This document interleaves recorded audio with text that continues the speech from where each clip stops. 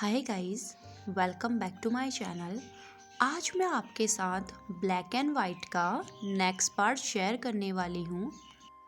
Last part में हमने देखा था वुहिंग वांगजी से कहता है, मैं उनकी ज़िंदगी नर्क से बदतर कर दूंगा। ये कहकर वो जोर जोर से हंसने लगा। उसकी पूरी बॉडी ब्लैक स्मोक से कवर हो गई थी। उसकी हंसी की वजह से खिड़कियों के सारे शीशे टूटने लगे थे। तभी वांगजी खड़ा होता है और विहिंग को हक कर लेता है। वांगजी कंटिन्यू कह रहा था, विहिंग, मैं हमेशा तुम्हारे साथ हूँ और मैं हमेशा तुम्हें प्रोटेक्ट करूँगा। जो भी तुम्हें हर्ट करेगा मैं उसकी जान ले लूँगा।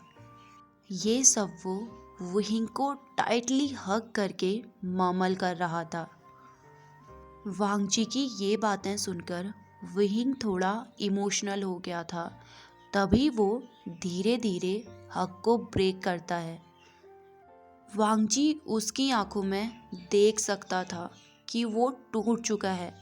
इन 3 सालों में वांगजी होश में नहीं था, पर वुहिंग ने ये सब अकेले सहा था। वांगजी ये तक नहीं जानता था कि सभी क्लैंस ने मिलकर यूनमैक को खत्म कर दिया है। अब विहिंग अपने घुटनों के बल बैठ गया। वो रो रहा था। अपने लंजा के सामने आकर वो कमज़ोर पड़ गया था। एक पल के लिए वो चाहता था कि वो लंजा के साथ यहाँ से कहीं दूर चला जाए। उसने बस वांगजी को ही तो मांगा था। वो बस अपने लंजा के साथ एक पीसफुल लाइफ जीना चाहता था, पर किस्मत ने उससे सब कुछ छीन लिया। उसके पेरेंट्स, जनछा, उसका क्लैन, यहाँ तक कि उसकी दोस्त म्याम्या, आज उसके साथ कोई भी नहीं है। उसे विहिंग से पैट्रियार्क बनना पड़ा, जिससे आज पूरी दुनिया डरती है। पर वांगजी के सामने आते ही वो फिर से कमज़ोर पड़ गया। वो फिर से वांगजी को गले लगाकर रोना चाहता था। वो बताना चाहता था कि वो अकेला है, पर वो ऐसा नहीं कर सकता। वो कमज़ोर नहीं पड़ सकता, क्योंकि उसे अपना बदला पूरा करना है। हो सकता है वो लंजा को हर्ट करे, पर उसे ऐसा करना होगा। वो अब आगे बढ़ चुका है, इसलिए अब वो पीछे नहीं मुड़ सकता। विहिंग इन्हीं ख्यालों में डूबा हुआ था। तभी उसे एहसास हुआ वांगजी धीरे धीरे उसकी ओर बढ़ रहा था। वांगजी उसके इतने क्लोज आ गया था जिससे उनके लिप्स ऑलमोस्ट टच हो रहे थे। इससे पहले कि वो एक फैसिनेट किस शेयर करते, विहिंग ने अपने आंसू पोंछे और रूम से बाहर आ गया। विहिंग वांगजी को एक ऐसी जगह लेकर आया था जो जंगलों के बीचों बीच थी। जाने से पहले फार्म हाउस के बाहर उसने बैनर लगा दिया, जिससे वांगजी बाहर ना जा सके। उस पूरे दिन विहिंग वापस नहीं आया। वांगजी उसका इंतज़ार करता रहा। अब रात हो चुकी थी। वांगजी बेड में था, लेकिन उसकी नज़र अभी भी डोर पर ही थी, इस उम्मीद से कि विहिंग वापस आएगा। वो इंतज़ार करते करते सो गया। अब लगभग रात के 11 बज चुके थे। विहिंग धीरे से डोर को ओपन करता है। जब उसने वांगजी की तरफ देखा तो वो बेड में बैठे हुए ही सो गया था। विहिंग के हाथ में फूड की ट्रे थी। तभी वो धीरे से जाकर उसे टेबल में रख देता है। अब वो वांगजी की तरफ देखता है। उस टाइम पर वांगजी एक स्लीपिंग गॉड की तरह लग रहा था, जिसकी ब्यूटी पूरी दुनिया को चैलेंज कर सकती है। विहिंग उसके शाइनी गालों को छूने के लिए अपने हाथों को बढ़ाता है, पर उसके गालों को टच करने से पहले ही वो रुक गया और 2 कदम पीछे चला गया। उसने पास ही में रखे हुए एक बांस को उठाया और जमीन पर फेंक दिया। बांस के टूटने की आवाज इतनी जोर की थी जिससे वांग जी की नींद खुल गई थी। जब उसने आंखें खोलकर देखा तो उसके सामने विहिंग था, जिसे देखकर उसके चेहरे पर एक ब्राइट स्माइल आ गई थी। वो जल्दी से उठा और भागते हुए उसके पास गया। वो इतना ज़्यादा एक्साइटेड था कि ज़मीन पर गिरे हुए बांस के टुकड़ों को नोटिस नहीं कर पाया और ना ही विहिंग ने उसे कुछ कहा। इससे पहले कि वो विहिंग को हक करता, एक बांस का टुकड़ा उसके पाँव में चुभ गया। वो टुकड़ा इतना शार्प था जिससे उसके पाँव में एक गहरा कट लग गया था और काफ़ी ब्लड भी बहने लगा। तभी विहिंग हंसते हुए कहता है, हंगुंजुन, आप कब से इतने केयरलेस हो गए, जो जमीन पर गिरे हुए बांस के टुकड़े को भी नहीं देख पाए। इतना कहकर वो जोर जोर से हंसने लगा। अब वो कहता है, खैर जाने दो, टेबल में खाना रखा है, अगर भूख लगे तो खा लेना। इतना कहकर वो वहाँ से चला गया। वांग जी के पाँव से काफ़ी ब्लीडिंग हो रही थी और साथ में दर्द भी, पर ये दर्द उस दर्द के सामने कुछ भी नहीं था जो विहिंग अपनी कड़वी बातों से उसे दे रहा था। जो कैंडल उसने जलाई हुई थी वो अब बुझ गई थी। वो बेड में बैठकर विहिंग का इंतज़ार करने लगा। उसने एक बार भी अपने पाँव की ओर नहीं देखा। उसके ब्लड से बेडशीट भीग चुकी थी। दूसरे दिन सूरज निकल आया था। उसकी रोशनी बालकनी से अंदर आ रही थी, जो वांग जी के ऊपर पड़ रही थी। तभी धीरे धीरे वो अपनी आंखें खोलता है। उठने के बाद सबसे पहले उसकी आंखें विहिंग को ढूंढ रही थी, पर एज एक्सपेक्टेड विहिंग वहाँ पर नहीं था। उसने 2 दिन से कुछ नहीं खाया था। जब उसने टेबल पर रखे हुए फूड की तरफ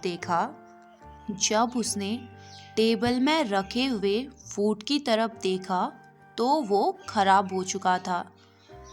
अब वो अपने पाँव की तरफ देखता है, जिसे देखकर वो शॉक हो गया, क्योंकि उसके पाँव में मेडिसिन अप्लाई करके पट्टी बांध दी गई थी।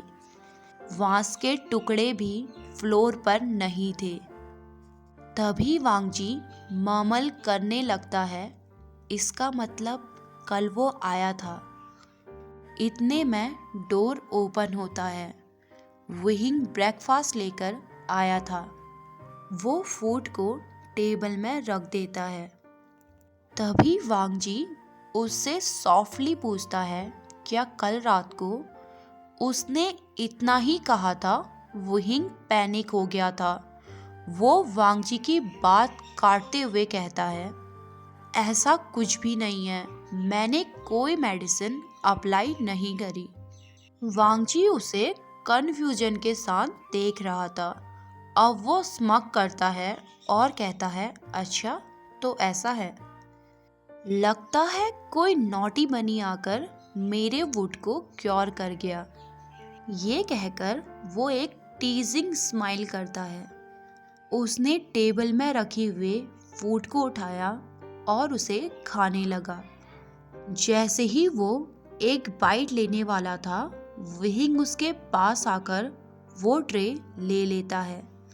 विहिंग डीपली उसकी आंखों में देख रहा था। उसका ऑरा अभी भी डार्क था। अब वो कहता है, ये ख्याल अपने दिमाग से हटा देना कि मैं तुमसे प्यार करता हूँ, इसलिए ये सब कर रहा हूँ। तुम मेरी वजह से घायल हुए हो, इसलिए मैं नहीं चाहता कि तुम मेरे लिए मरो।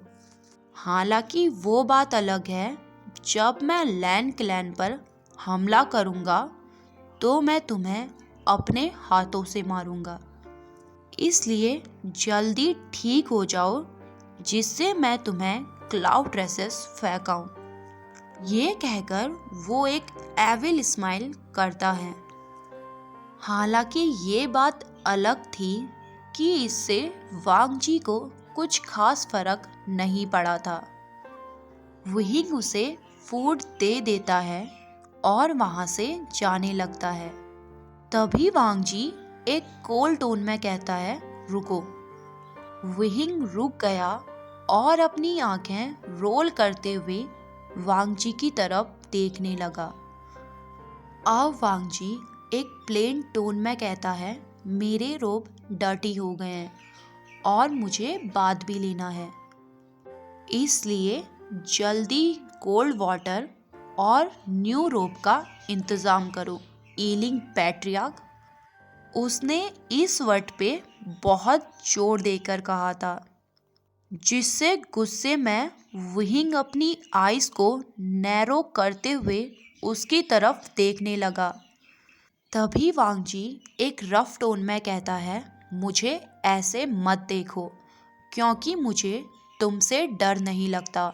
और हाँ, जो तुम्हारी ये डार्क साइड है, इसे मेरे ऊपर बर्बाद मत करो, क्योंकि ये मुझे तुम्हारा एडिक्ट बना रही है। ये कहकर वो विहिंग की तरफ देखकर एक ब्लिंक करता है। अब विहिंग के पास कोई ऑप्शन नहीं था। उसने गुस्से में जमीन पर अपना पैर मारा और वहां से चला गया। दूसरी तरफ वांगजी था, जिसे अब ईलिंग पैट्रियार्क एक क्यूट किटन लग रहा था। वो मुस्कुराते हुए अपने फूड को एंजॉय करने लगा। कुछ टाइम बाद विहिंग उसके लिए न्यू रोप लेकर आया था। वांग जी उस टाइम पर बालकनी से बाहर की ओर देख रहा था। तभी विहिंग अपना गला साफ करके उसकी अटेंशन अपनी ओर करता है। विहिंग को देखकर वांग जी के चेहरे पर स्माइल आ गई थी, लेकिन कुछ ही देर में वो स्माइल गायब हो गई जब उसने विहिंग के हाथों में ब्लैक रोब को देखा। वो इरिटेट होते हुए कहता है, तुम जानते हो ना, मैं ऐसे कलर नहीं पहनता। विहिंग जानबूझ के वांग जी को परेशान करने के लिए ब्लैक रोब लेकर आया था। अब वो उस रोब को वांग जी के हाथ में देता है और कहता है, मेरे पास बस यही है, पहनना है तो पहनो, नहीं तो बिना कपड़ों के रहो, मुझे कोई प्रॉब्लम नहीं है। ये सब वो वांग जी को इरिटेट करने के लिए कह रहा था। वांग जी ने एक स्मग किया और उसकी मेडिसिन उसे ही खिला दी। वांग जी अपने रोप्स को खोलने लगा था। वो विहिंग से कहता है, तुम्हें मुझे नेकेड देखने में कोई प्रॉब्लम नहीं है ना? इतना कहकर वो अपने अपर रोप्स को लेयर बाय लेयर खोलने लगा। जैसे जैसे वांग जी की बॉडी से रोप निकल रहे थे, वैसे वैसे विहिंग की ब्रेथ हैवी हो रही थी। उसे अचानक से अपना माउथ ड्राई लगने लगा। दूसरी तरफ वांग जी था, जो विहिंग को ऐसे देखकर काफ़ी इंजॉय कर रहा था। अब उसकी बॉडी में रोप की आखिरी थिन लेयर बची थी। वो अब उसे भी अनटाई करने लगा। तभी विहिंग चिल्लाते हुए कहता है, रुको।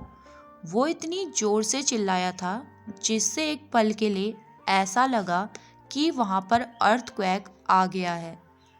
तभी वो अपनी ब्रेथ को कैच करते हुए कहता है, हंगुंजुन, क्या इन 3 सालों में लैन क्लैन के रूल चेंज कर दिए गए हैं जो तुम इतने शेमलेस हो गए? उस टाइम पर वुहिंग हार्डली ब्लश कर रहा था। वुहिंग को ऐसे देखकर वांगजी उसके पास बढ़ने लगा। उस टाइम पर वुहिंग वांगजी की सिल्वर आइज में खो गया था।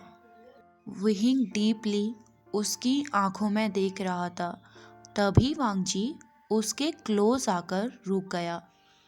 अब वो वुहिंग की चिन को पकड़ता है और कहता है, लैन क्लैन के रूल आज भी वैसे ही हैं, पर उनमें ये कहीं नहीं लिखा कि आप अपनी वाइफ के साथ फ्लर्ट नहीं कर सकते। इतना कहकर वो अपने थंब को वुहिंग के लिप्स में रफ करने लगा, जिससे वुहिंग के मुंह से मौन निकल गया था। तभी वांगजी उसे टीज करते हुए कहता है, मुझे नहीं पता था कि ईलिंग पैट्रियार्क इतने ज़्यादा सेंसिटिव होंगे जो सिर्फ मेरे एक टच से ही अराउज्ड हो जाएंगे। वांगजी की ये बात सुनकर फाइनली वुहिंग अपने सेंस में वापस आया। वुहिंग गुस्से में अपनी इंडेक्स फिंगर उसकी ओर करते हुए कहता है, तुम। इतना कहकर वो रुक गया क्योंकि वांगजी पाउट बनाते हुए उसकी तरफ देख रहा था। तभी वो इनोसेंटली कहता है, मैं क्या वाइफी? उसके मुंह से वाइफी सुनकर वुहिंग को ठसका लग गया। वो बिना कुछ कहे वहाँ से चला गया। उसके जाने के बाद वांगजी ब्लैक रोब पकड़ता है और बात लेने के लिए चला जाता है।